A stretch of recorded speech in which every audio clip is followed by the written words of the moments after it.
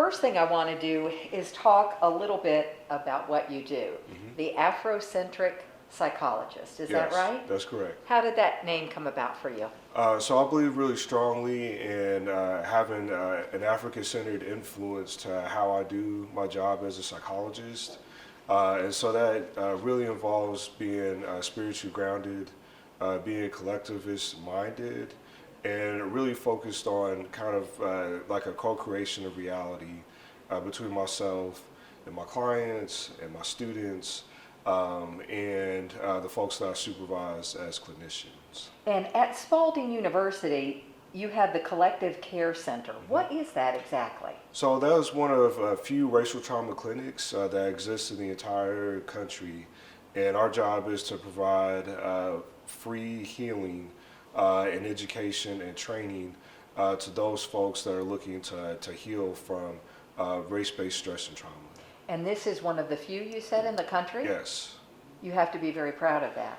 I'm extremely proud that we are on the cutting edge and being innovative when it comes to addressing identity-related issues at Spalding. We're going to get to racial trauma in just a moment and exactly what that is, because I want you to explain a lot of this to the audience.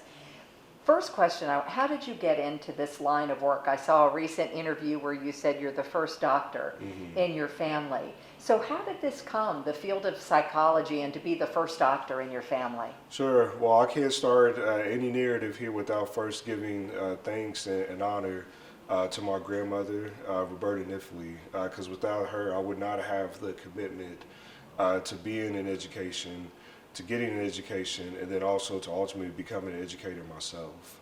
What was it that she said or did that had such a profound impact that you're thanking her now? Yeah, so in her own way, she was really strong and believed strongly in Black power and Black self-determination. And she believed that we could lead self-determining lives by elevating ourselves through education. That would allow us to be independent, that would allow us to seek financial security, and that would allow us to find a way to give back to our communities. Is she still living? She passed in 2010 during my third year of graduate school. So she did see, though, that you were on that education path. She did. She got to see all of my graduations except for my last one. Oh, wow. So in the name of her, that is really a neat story. I love that. Yes, So yes. how did you get to psychology, though? Yeah. So we understand the education path, but psychology. Yeah, so I have always been interested in understanding how people think and understanding how the mind works and how it influences how we behave. And so because of that, ever since I was a high school student, I always had a subscription to this magazine called Psychology Today. I know that magazine. Yeah. It's been around for a while at this point. And there was an article I was reading one time that talked about what we now call dissociative identity disorder, but what was then referred to as multiple personality disorder. And the article talked about how this individual had multiple alters, and alters are the various personalities that exist in the person. And one of the alters had diabetes, and the other alter didn't. And I just was really fascinated by that. So whenever the person was in one alter, that person had to check their sugar, had to check what they were eating, had to just kind of manage all those things that are expected if you are struggling with diabetes. But when they were in this other alter, they didn't have to do those things. Their blood sugar was fine. Everything was just the way it was supposed to be.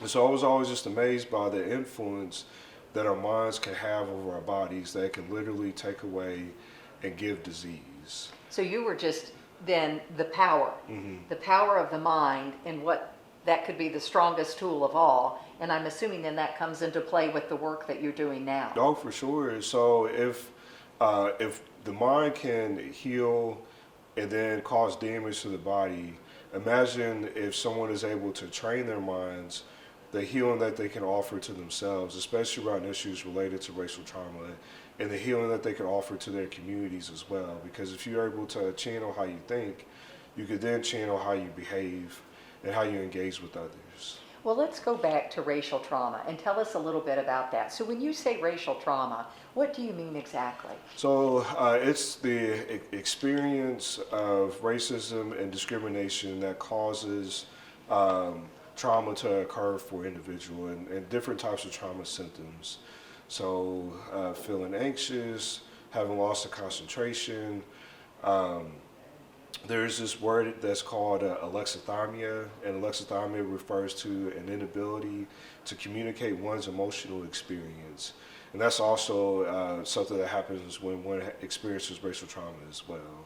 And with racial trauma, I've also, with things that I saw that you had said, it can be on the individual level, it can be on the systems level as well. Let's talk about the individual level and use some examples for me so people understand when you're talking about racial trauma, what that means on the individual level. Sure. So on the individual level, a word that we're using now is something called vicarious racism.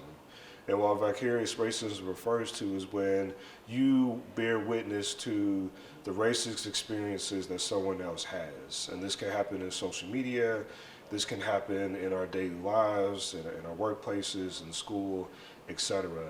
And when we witness someone else's experience of racism and discrimination, that causes us to have fear of our own safety and of potential danger for ourselves based on our racial background.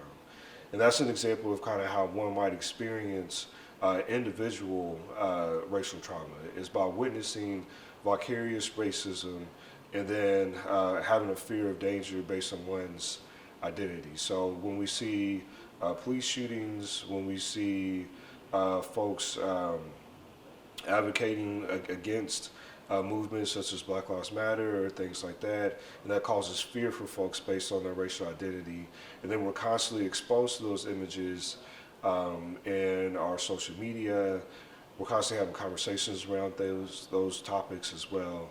That can facilitate the individual racism, racial discrimination, and racial trauma for folks. Well, a lot of that could be going on now in our community. Oh, a great deal of it's going on right now. And especially when we think about our youth, black youth are watch about 4 times or 4 hours more television and consume more hours of social media compared to their white counterparts, which means that they're even more exposed to those instances of racism and discrimination that other folks are having. Let's talk about when that racial trauma just keeps adding up. When you are the person who is being, I guess it's against you. You're the victim. You experience this on a daily basis. What is the long-term impact then on the individual? What is it that we're going to see? Yeah, so it can lead to psychological challenges. It can also lead to biologically influenced ones as well. So psychologically, it can influence the development of symptoms related to depression and anxiety. Biologically, it can lead to challenges related to heart disease, high blood pressure, headaches, migraines, a compromised immune system. There are now some studies out there that are suggesting that racial trauma can even influence the rates of cancer that individuals are experiencing. So these are things that you're studying, I'm assuming. When somebody comes there for racial trauma, then what do you do? What is the path to wellness for somebody who's experienced racial trauma? Yeah, so there are 3 parts to our approach. They are helping folks to foster a more positive sense of racial identity. The second one is to provide a space for individuals to process experiences of racial trauma. And then the third piece is to help equip folks with the skills needed to address what are the mechanisms of race-related stress and race-related trauma, which are microaggressions. Because we know that we exist in a society where microaggressions are just a part of the daily experience of specifically here Black Americans. There was a study that found that 96% of Black Americans are reporting a daily experience of microaggressions. Give an example of that for somebody, just in case they're not understanding. Sure. So that would be saying things like wow, you know, you're any comment that has a potential for at the end. So wow, you are really articulate for a Black individual, or wow, I didn't know you had those doctorate degrees, because I wouldn't expect that for a black individual. Anything that could potentially have that "for" in there. An accolade and a put down. Yeah, I mean, yeah, basically. Yeah, is what we would assume is what a microaggression could look like. If somebody is on the receiving end of a microaggression, is it best to make a correction at that point? Yeah, so I think it never hurts to acknowledge that a microaggression might have occurred in the space. Because the challenge of microaggressions is their ambiguous nature. So if someone comes up to me and says, wow, you are really articulate, are they saying that because they know that I have a bunch of degrees and I'm a professor and all those type of things? Or are they saying that because they have this expectation that based on me being a black person, that I might not have a command of the traditional English language in the way one would expect? And so because it's ambiguous, I'm the one that's left having to hold, well, did they mean that as a racist thing or did they not? Even if the person may have unintentionally offered up a microaggression. So what do you do in that case? If something is said, if I said, oh, you're awfully well spoken, what would you say in that situation? So there's a couple of different things that we could do. There's what is called micro-interventions for microaggressions, and they fall underneath 4 categories. There are educating the offender, disarming the microaggression, making the invisible visible, and then also seeking out external support when all else fails when it comes to supporting those folks that have committed microaggressions. In this particular case, I would probably attempt to make the invisible visible by asking a clarifying question. So what do you mean by me being well spoken? Can you give me a little more information about maybe where that came from for you? To make sure that we're both on the same page about where that particular comment was coming from. Right, if it's because I have a lot of degrees and you know that, that's one thing. If it's because you're not fitting what I might assume about an African American man, then that's a whole different conversation. For sure, yeah. And so then if it is the latter rather than the former, we can also do what is called educating the offender, where I would ask, well, what has been your exposure to folks that look like me that has shaped your opinion in a way to where you would not expect me to potentially be well-spoken or to be articulate.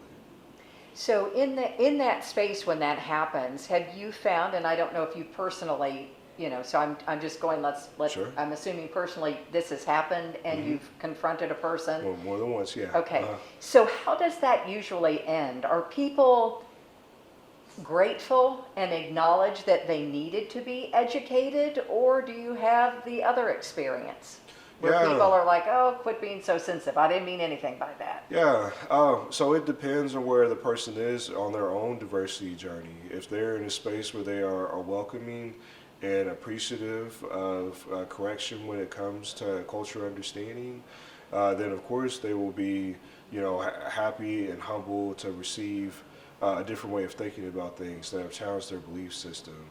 However, if someone is thinking about being non-racist versus anti-racist, then that person will most likely think, well, I am not racist because I didn't call you the N-word, I didn't, use any of these type of things, so you can't call me that, right? Because I'm a non-racist individual.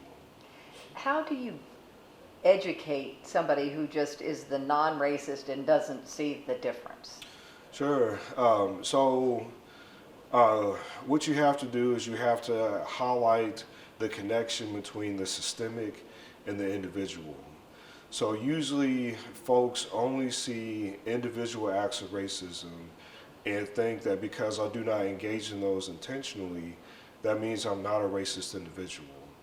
However, we also have to acknowledge that there's been a system of racism that has existed for hundreds of years at this point that we've all been complicit in some form or fashion, either because simply it's just the water that we're all swimming in. And so we have to help folks to see the systems that create the individual, not the other way around. We're at a real turning point, and tell me if you see it this way or not, where, there is a fork in the road that we're going to make these really impactful changes or we're not. Do you see it that way as well, that this is really an important juncture, not just in our city because of the cases that are going on here, but country as well? So I think we have I think one of the things that has been a positive, if we could think of this as a positive when it comes to the pandemic, is that many of us have moved from a space of sympathy to empathy when it comes to racial tensions and things along those lines. So we've been at this fork in the road for a long time, and we just haven't made any movement in any So sort of maybe that direction. was really a bad thing on my end, that I'm not seeing that fork in the road, that might be a white privilege thing right there. Yeah, I mean, no worries about it. It's just, But it could be that, Yeah. you mean, I see it now, but maybe you've said this fork of the road's been here a long time. yeah. Well, I mean, I think about the different ways that Martin Luther King and other civil rights leaders were continually prodding folks to do something different, and so something different did end up happening at the government level, but something different didn't happen at the individual level and at some of our other systems levels as well. So yes, Brown versus Board of Education happened, but we still have segregation still in our schools where there is significant racial disparity as well as economic disparity. So yes, the rules changed, but we're still at this space where we still needed to determine what choice that we're going to make. Are we going to provide accessible and fair and equitable education for all students of all colors?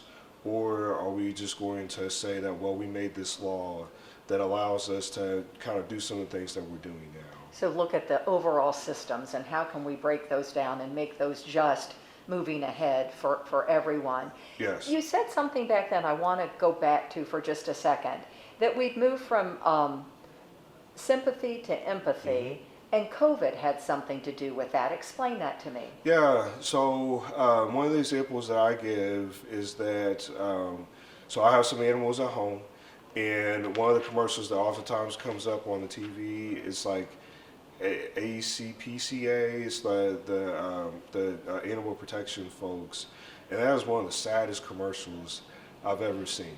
With right? the animals in the cages You know, and they need your help. And yeah, and I'm like looking at my animals, and the first thing I'm saying is like, that could be y'all, so y'all better straighten up. And and they're like, nope, you're not gonna get rid of us. And I'm like, you're right, you're all the boss in my home, so that's that. But usually when I see that commercial, like, I change the channel, right? Because it's really hard to tolerate. We're in this space now because we're all at home, because we're constantly inundated with what's going on from a racial tension standpoint and all of that we can't change the channel we're a as captive easily, audience, basically. yeah, as we used to be. And so because of that, we are being forced to lean in to conversations and to circumstances that we otherwise might avoid.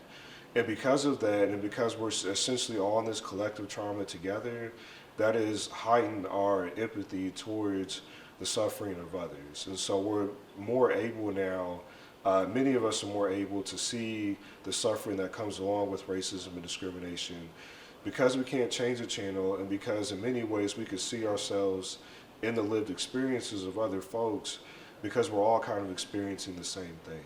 I've heard several people I've interviewed for this very series say the same thing, that people were surprised we weren't tipped before that, but George Floyd was the tipping point because so many of us were still and in our homes, and like you said, really couldn't change the channel on what was happening in our country. Yeah, because unfortunately there's been 1,000 George Floyds just last year alone, I'm thinking. And so certainly honoring his memory there and all those things. But I mean, there's just been so many cases, and now it just took this one for folks to say, you know what, that's enough. It's time for us to do something different. So what I said was a fork in the road that we've been at for a long time. Is this the time? Do you see hope? Do you see this as that moment? And what is that moment, do you think? Yeah, for my own survival and for the survival of those that come behind me, I have to have hope that we'll make the right decisions here. And really the right decisions are all around first acknowledgement that systems of racism and systems of oppression exist, and that we've all been complicit in some form or fashion. And then a conversation to talk about how can we all do something different, how can we all think differently when it comes to dismantling these systems of racism and discrimination. And then also it's the longevity. So this isn't a sprint, this is a marathon race, right? To dismantle systems of racism and discrimination is going to require a long effort, because we're talking about the subtle ways in which racism and discrimination have been inundated in our society for the longest time.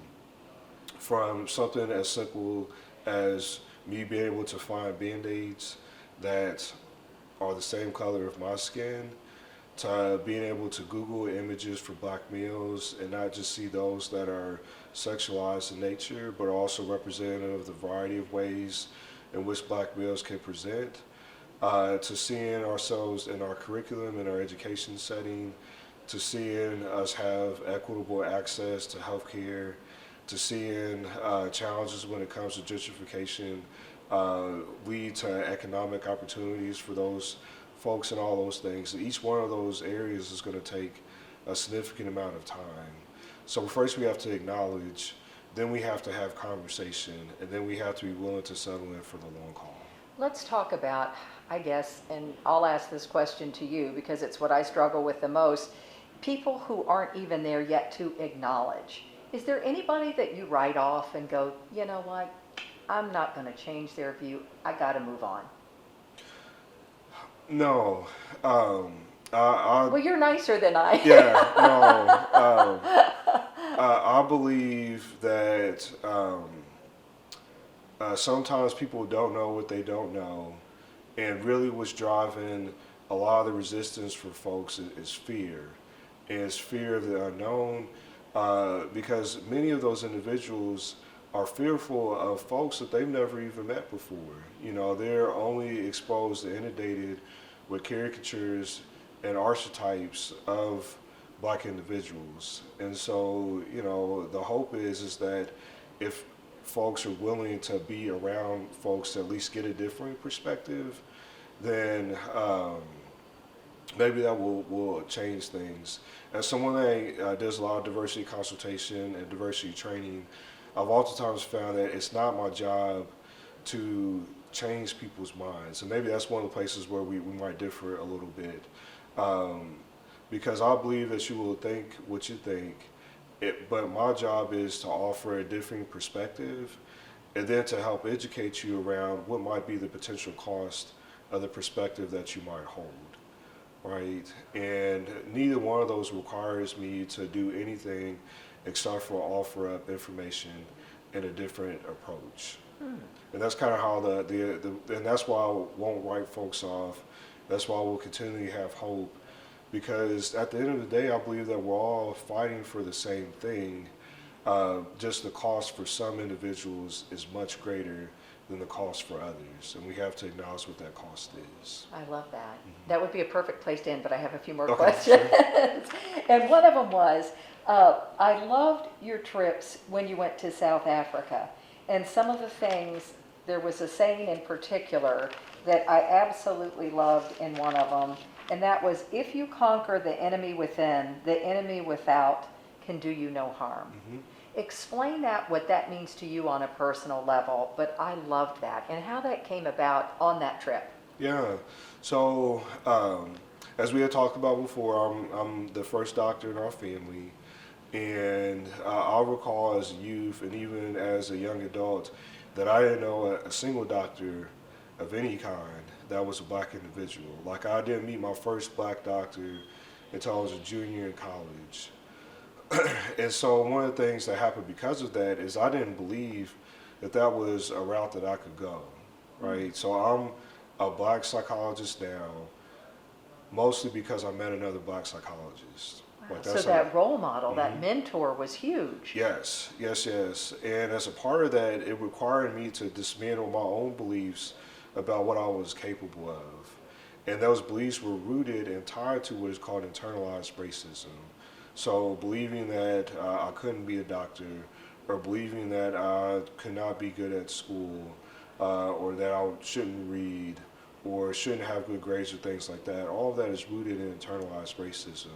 And that's the enemy within that exists for a lot of black individuals, is having to wrestle with the negative narrative that oftentimes comes along with the black experience, that tells us that we are dumb, that tells us that we are dangerous, and that tells us that we are deviant individuals. And so the way that we get around that is by conquering that enemy within, right? Because one of the things that is much more challenging to dismantle at this point are those systems of racism and discrimination. But what we can do is we can conquer our own internalized racism, so that when we are exposed to systemic racism, it won't hurt us in the same way that it might. You saw that doctor, that led to that from you. Have you conquered that from within with yourself? I mean, I think it's a daily struggle. I mean, you know, one of the ways in which internalized racism can manifest is in this ideal called imposter syndrome, and constantly feeling like you don't belong in a space, or that you don't deserve to be there. And, you know, I'm one of few black psychologists in the state of Kentucky, and one of very few black male psychologists in the state of Kentucky. And so because of that, I'm constantly, you know, fighting and struggling with this ideal of, do I deserve to be in the space? And that's an ongoing struggle. And that's like a tie to the idea of internalized racism.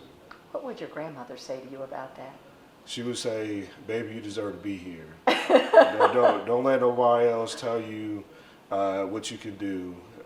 She would mention God and say, you know, God has put you here for a reason, and you need to walk in your purpose. I say you listen to her. Yeah, she was a wise lady. I think sure. she was the wisest of all. I Yeah. really do. And let's end it on what you might say to a young black man who would be watching this and who would be going, I've never seen a black doctor. You might be the first one that I'm seeing. What would your message be? I would say that there's nothing special about me, that you have the ability to do just as much and even more than I've been able to accomplish. The only thing that you have to do is you have to conquer that enemy within. You have to realize that it's okay to ask for help, that it's okay to lean into your emotional experience, and if I could be of any resource to you, don't hesitate to reach out to me. And I know you mean that. Oh, for sure, yeah. Very good. Thank you for what you do. Yeah, thank you.